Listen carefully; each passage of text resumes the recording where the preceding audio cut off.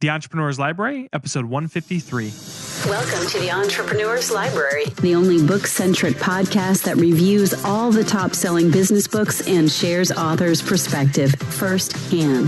This is your resource to finding the next great book that will enable you to grow personally and professionally.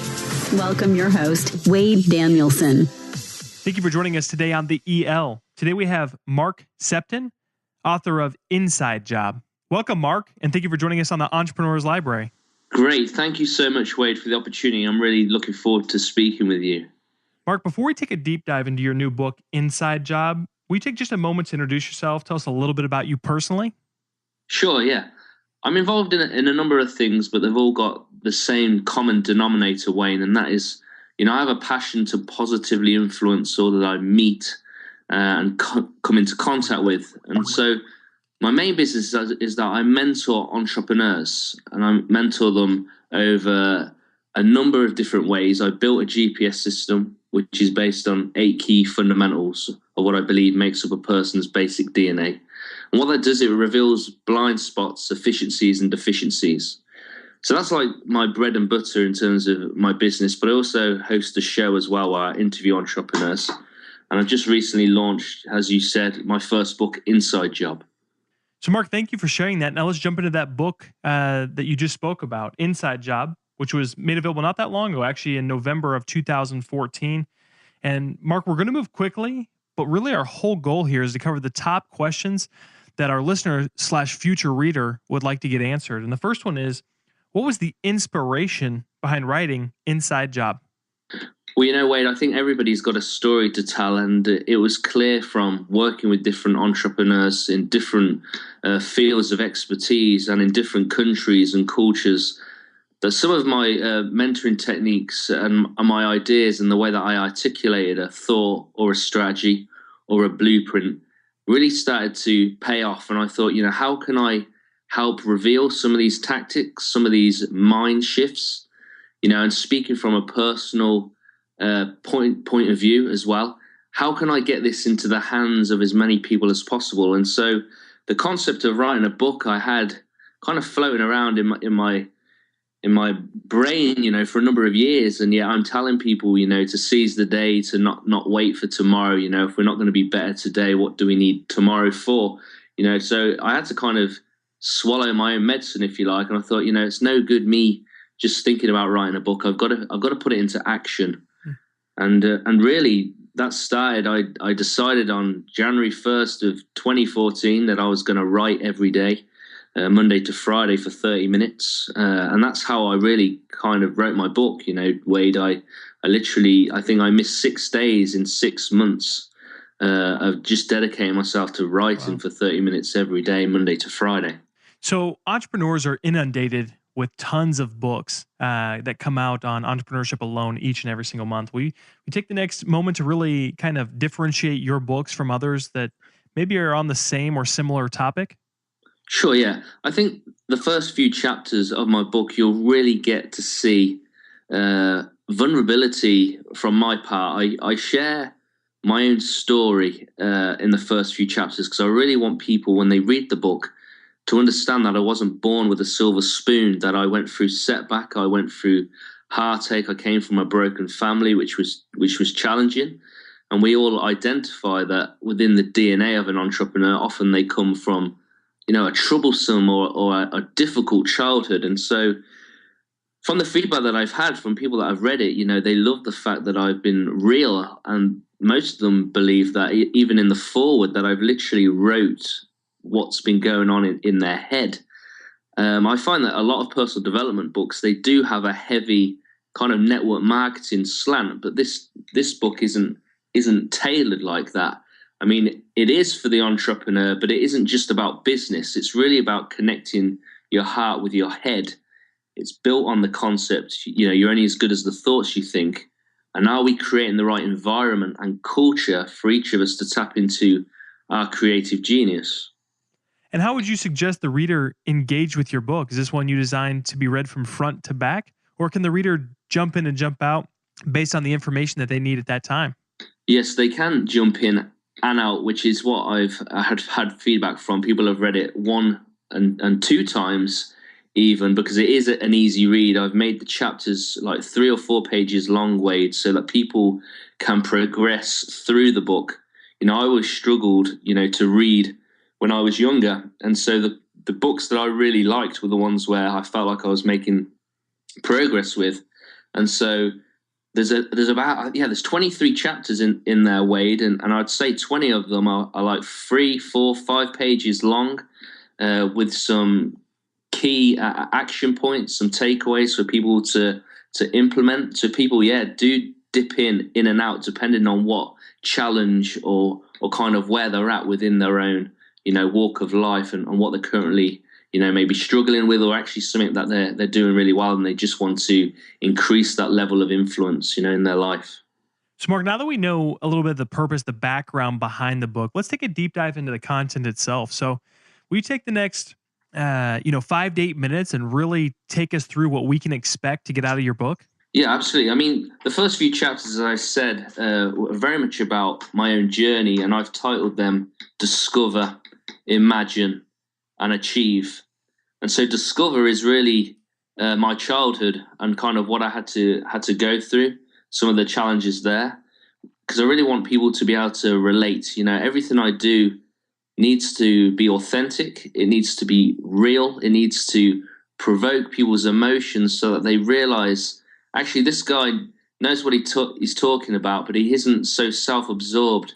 I want people to really kind of understand what I've had to go through and be encouraged by the fact that if I can overcome, and we all go through challenges, because as we all know, Wade, life is one big fat test.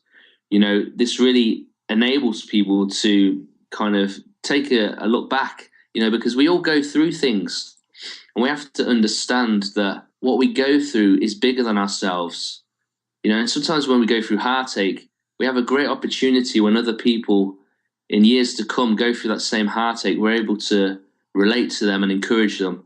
So Discover, is very much about that. And then Imagine is really that transition from me being a teenager or a boy, if you like, into becoming a man.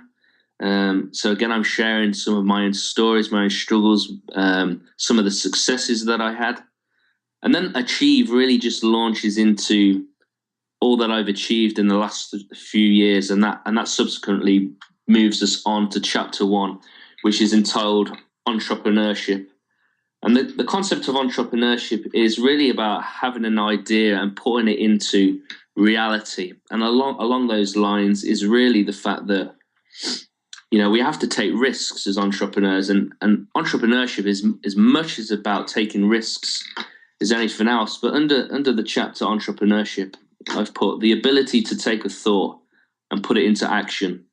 And that's what I love about entrepreneurship. It's about having a creative idea, obviously having a market where the product or service, is required, because if you want to make a lot of money, you've got to find a solution to a problem that affects as many people as possible.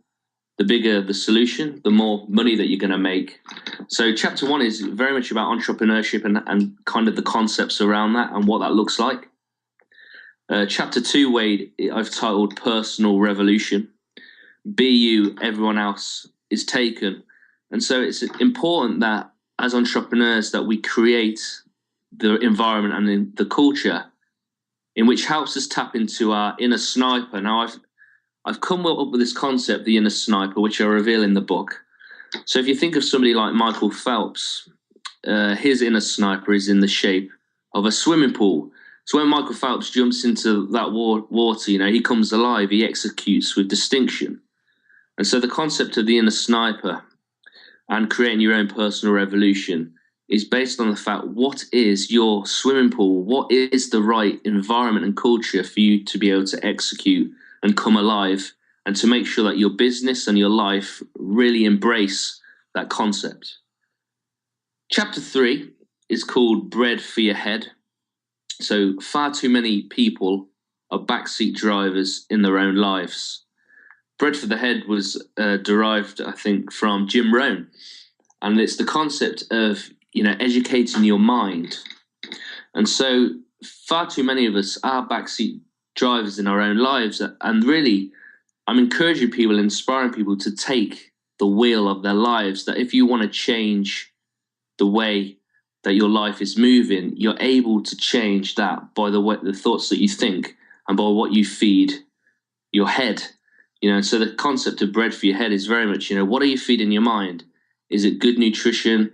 Is it thoughts and ideas and concepts which are going to help, just you break forward and break through in life? Are you going to execute with distinction?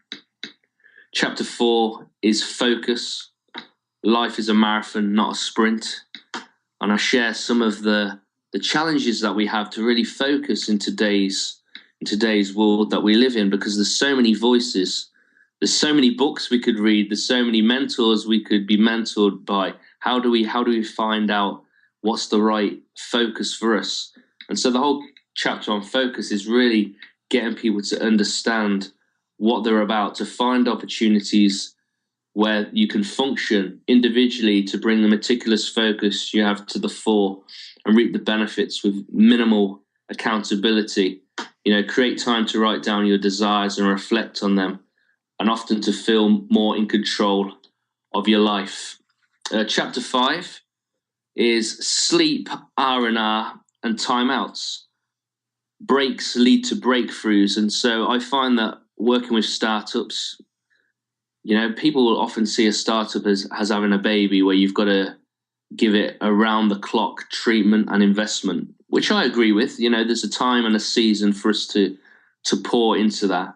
But this chapter is really about the whole concept of breaks lead to breakthroughs. So the sense of an Olympian, they're so meticulous, they're so driven, they're habitual, they'll get up at a certain time and they train, and they're meticulous in their habits, but they also schedule in downtime so that their body can recover and rest. And often some of our greatest ideas come when we're in the shower, when we're going for a walk, when we're on vacation, because we allow our mind to fall into alpha state. We're enabling our mind to be able to tap into its creative genius, and that comes through breaks. So that's chapter 5. Chapter 6 is positive habits. So make the mental shift from problems, obstacles, and excuses to solutions, thanks, and gratitude. And so I share some of the habits that I've formed in my own life, and other entrepreneurs have utilized these positive habits to create an abundance mindset. And one of those habits clearly is the power of gratitude, because gratitude enables you to focus on very much what you have and taking you away from what you don't have. So that's positive habits. Chapter 7 is Love Mondays. I absolutely love Mondays, Wade, and I believe that the success of your Monday will determine the rest of your week. Love Mondays, when opportunity knocks, it's too late to prepare. In this chapter, I share a number of Monday rituals, journal and pray about my coming week, reflect on the week just gone by.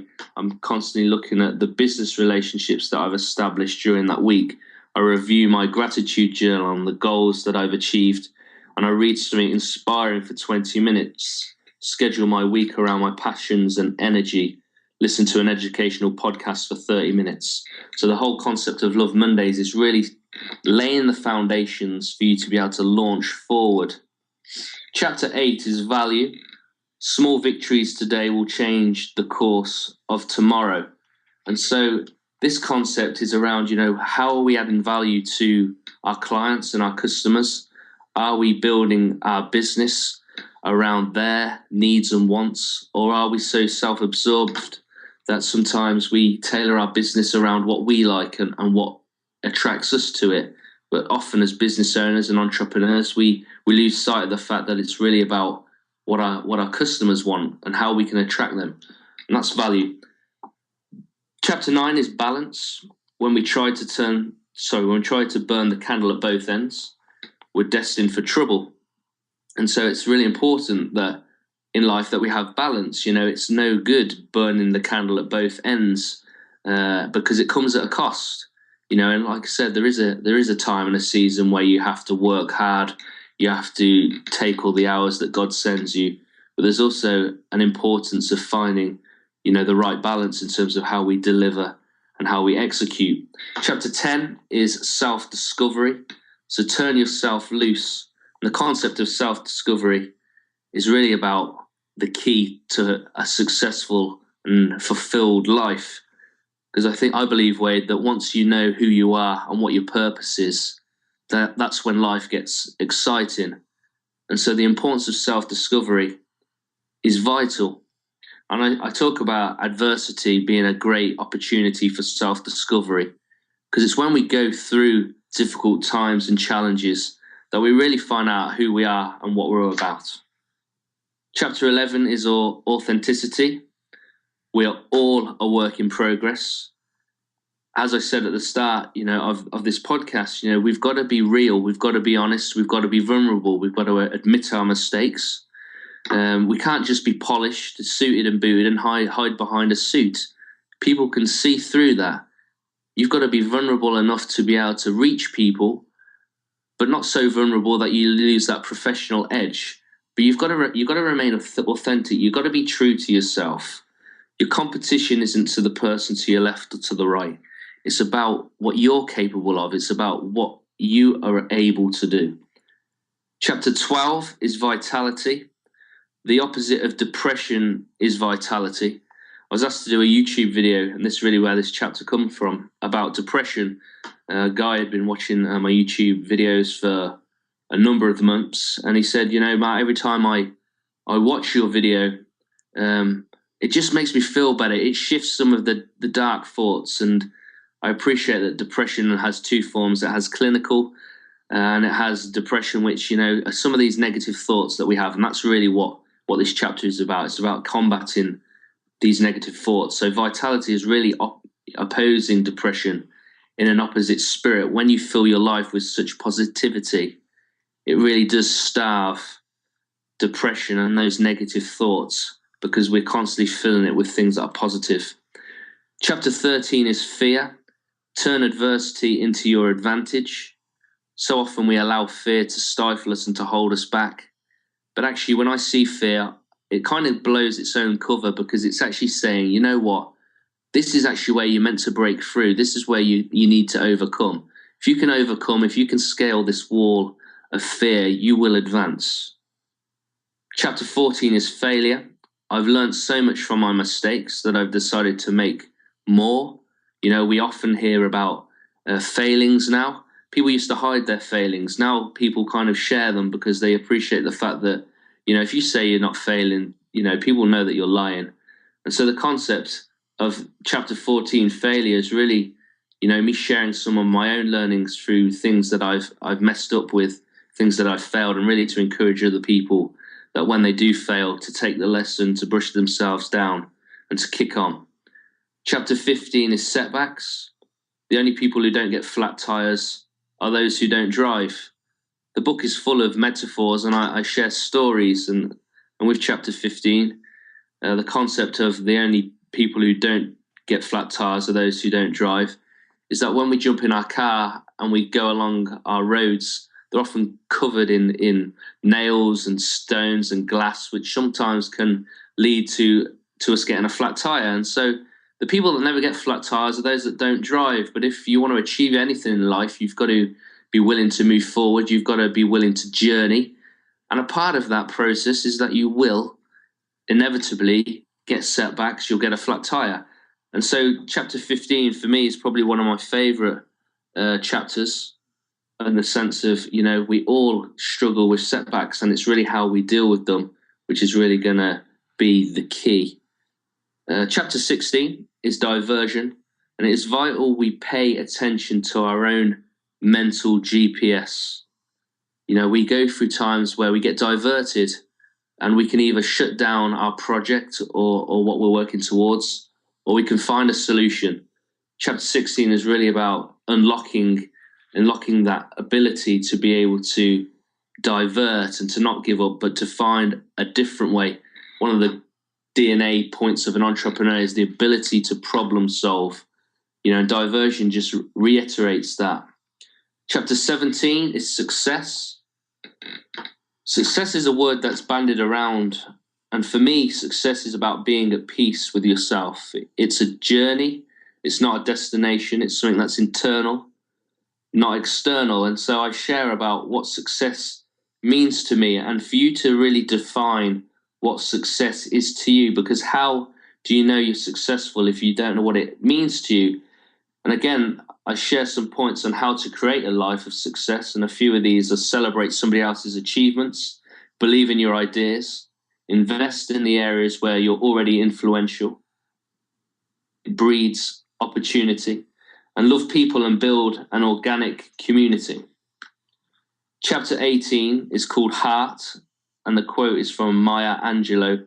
I've learned that people will forget what you said, people will forget what you did, but people will never forget how you made them feel. The purpose of Heart is really that if we're not living out of our heart, are we really living at all? You know, are we being true to ourselves? Are we giving love within our business? Not the soppy love, but the love which basically says, you know, I do care about my customers, I care about my products, my business, and I care about my life, you know, and I want to live intentionally. I want to live out of a heart which is fully alive and fully understanding of who I am. Chapter 19 is maxims. If you don't change direction, you end up where you are now.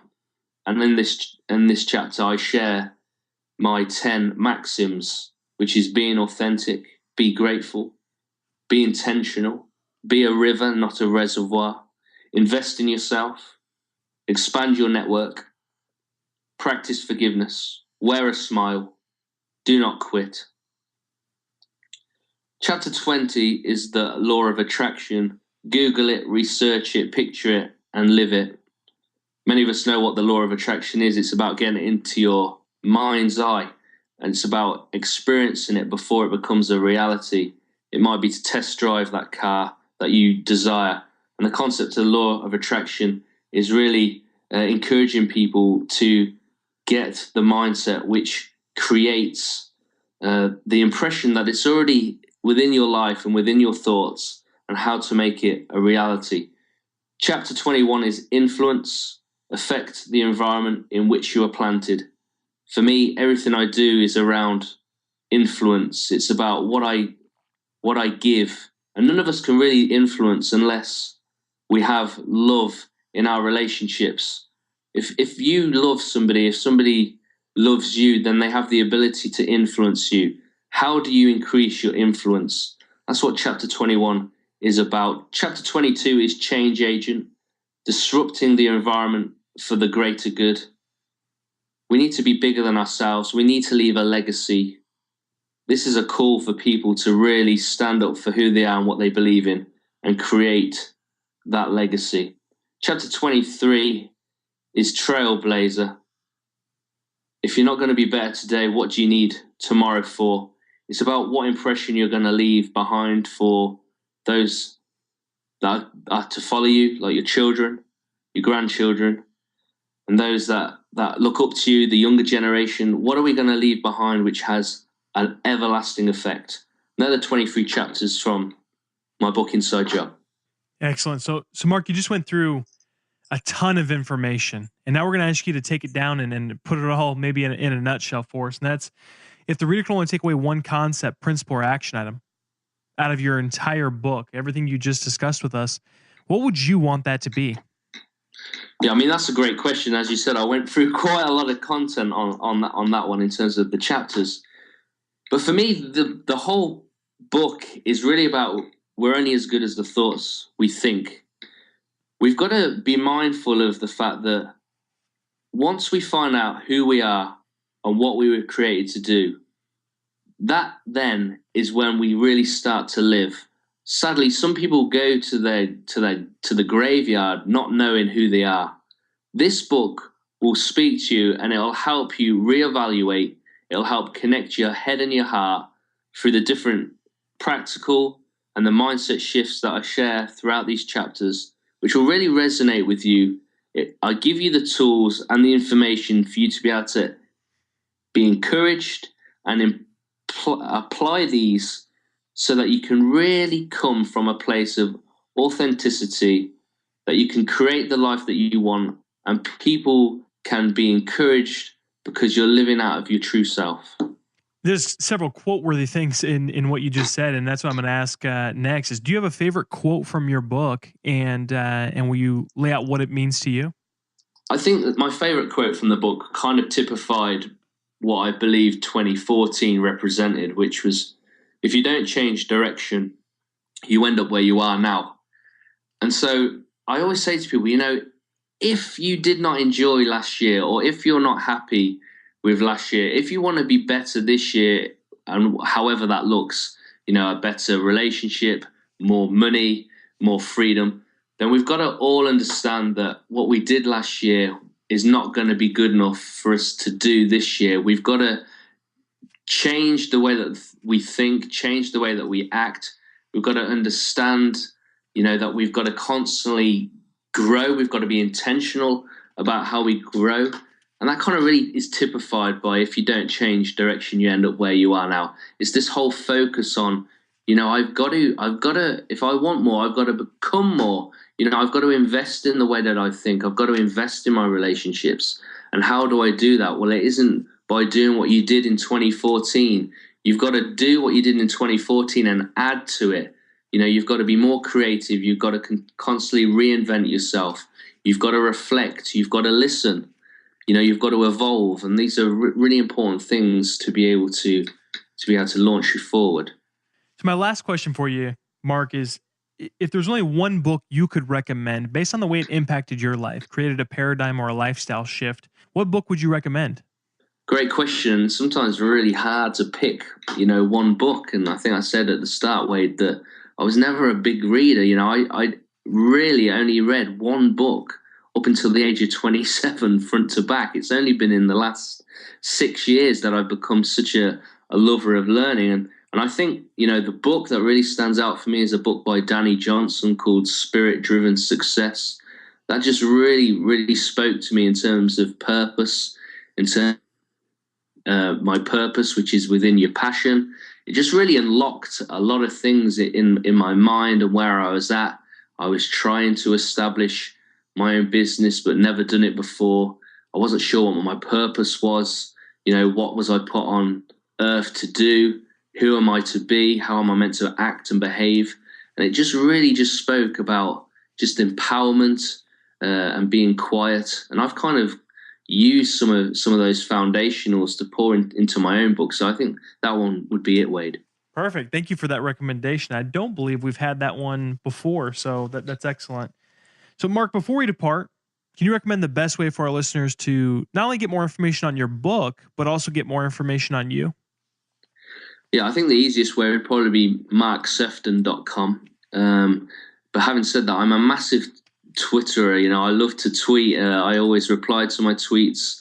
I've got a nice inside job tribe of followers growing there. People can tweet me at Sephton Mark. And also Inside Job has its own Twitter handle as well, which is Inside Job Book. Perfect. Well, Mark, thank you so much for coming on and sharing your book, your baby, with us here today. Thanks, Wade. I really appreciate the opportunity. I think it's awesome that you guys just want to interview various authors for them to really share their story and to make it accessible to so many entrepreneurs. Thank you so much for listening in today. If you'd like more information on Mark or his book, Inside Job, check out the show notes at the elpodcast.com. And as always, if you want an opportunity to win his book, visit the website, the elpodcast.com, and become a VIP. Looking for your next book idea? Head over to the elpodcast.com, where Wade shares his amazing resource, the top 10 business books recommended by over 500 entrepreneurs, with you for free. That's the elpodcast.com. Till the next time, keep it on the EL.